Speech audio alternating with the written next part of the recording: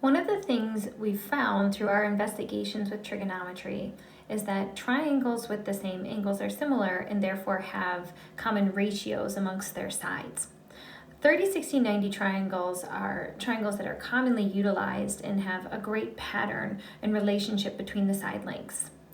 The short side, which is across from the smallest angle, the 30-degree angle, we usually label as x.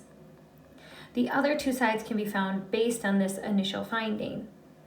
The hypotenuse is always twice as big as the short side, and the hypotenuse is always across from the right angle, so this would be 2x. And finally, the long leg, which is the medium side length, is across from the 60-degree angle, and that is always the square root of 3 times the length of the short leg. Now let's look at this in practice.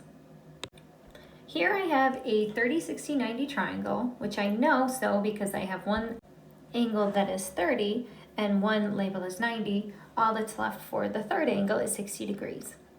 Now, I know that this is the short side because it is across from the smallest angle.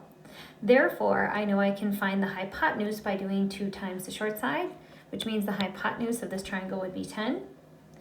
And I can also find the long leg by taking the short side times the square root of 3.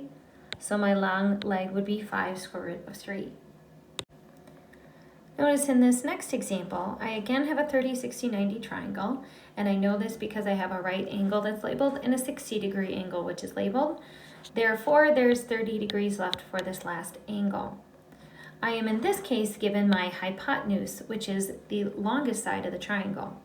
I can work backwards to find my short side by dividing by 2, which gives me the short side having a length of 7.5.